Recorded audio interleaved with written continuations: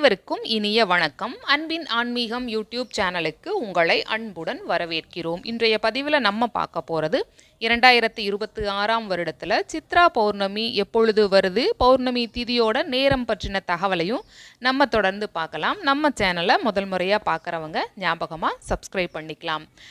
இப்போது சித்ரா பௌர்ணமியை பற்றி சொல்லணும் அப்படின்னா பொதுவாகவே என்ன சொல்கிறாங்கன்னா, தமிழர்களோட மாதங்கள் தமிழ் மாதங்கள் சூரியனை அடிப்படையாக கொண்டு தான் இயங்கிட்டு இருக்கு. சூரிய பகவான் ராசி மண்டலத்தில் முதல் ராசியாக இருக்கக்கூடிய மேஷ ராசியில் சஞ்சரிக்கக்கூடிய காலம்தான் முதல் மாதமான சித்திரை மாதமாக இருக்குது. இப்போது சித்திரை மாதம் பௌர்ணமி வர்றதுனால சித்ரா பௌர்ணமின்னு கொண்டாடிட்டு வர்றோம். இந்த சித்ரா பௌர்ணமியை தமிழர்கள் காலங்காலமாக கொண்டாடிட்டு வர்றாங்கங்கிற தகவலையும் சொல்லியிருக்காங்க. நிலா காலங்கள் எல்லாமே விழா காலங்களாக கொண்டாடியவர்கள் தமிழர்கள்.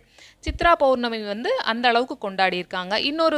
ஒரு கல்வெட்டு குறிப்பு சொல்கிறாங்க. என்னென்னா, திருச்சி மலைக்கோட்டையில் ராஜராஜ சோழனோட கல்வெட்டு இருக்குது. ராஜராஜ சோழனோட 10ஆம் ஆண்டு கல்வெட்டில் சித்ரா பௌர்ணமிக்கு நிபந்தம் கொடுத்த குறிப்பு இருக்குது அப்படின்னு சொல்லியிருக்காங்க.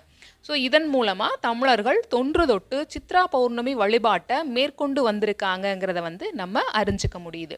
2026ஆம் வருடத்தில் எப்பொழுது வருதுன்னு பார்த்தோன்னா மே மாதம் முதல் தேதி அன்னைக்கு சித்ரா பௌர்ணமி வருது.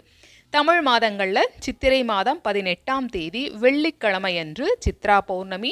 இன்றைய தினம் இன்னொரு முக்கியமான விசேஷம், மதுரை சித்திரை திருவிழாவோட கள்ளழகர் வைகை ஆற்றில் இறங்கக்கூடிய நிகழ்வும் மே மாதம் 1ஆம் தேதி சித்ரா பௌர்ணமி என்று தான் நிகழ இருக்கு. சித்ரா பௌர்ணமிக்கு உண்டான திதி நேரம் பார்த்தோம் அப்படின்னா, முந்தின நாள் வியாழக்கிழமை அன்னைக்கு இரவு 9:51 சித்ரா பௌர்ணமி தினமான வெள்ளிக்கிழமை அன்னைக்கு இரவு 11:07 வரைக்குமே இருக்கும்னு சொல்லியிருக்காங்க. ஏன்னா சித்ரா பௌர்ணமி முழு நிலவு நம்முடைய உடம்புல படுறது உடல் ஆரோக்கியத்திற்கும் மன ஆரோக்கியத்திற்கும் மிகவும் சிறந்ததுன்னு சொல்லப்பட்டிருக்கு. நல்ல ஒரு பாசிட்டிவ் வைப்ரேஷனை கொடுக்கக்கூடியது பௌர்ணமி நிலவு. அதனால் பௌர்ணமி தினத்தன்று ஒவ்வொரு பௌர்ணமி தினத்தன்றுமே நிலாச்சோறு சாப்பிடும் பழக்கத்தை நம்முடைய குழந்தைகளுக்கு வழக்கப்படுத்துவோம். இந்த பதிவு உங்களுக்கு பயனுள்ளதாக இருந்திருக்கும். சித்ரா பௌர்ணமி குறித்த தகவல்கள் உங்களுக்கு ஏதேனும் தெரிந்திருந்தால், நீங்கள் ஏதாவது ஃபாலோ பண்ணிட்டு வந்தீங்க அப்படின்னா அதை பற்றின தகவல்களை கமெண்ட் பாக்ஸில் தெரிவிக்கலாம். இப்பதிவினை இதுவரைக்கும் முழுமையாக கேட்ட உங்கள் அனைவருக்கும் மிக்க நன்றி.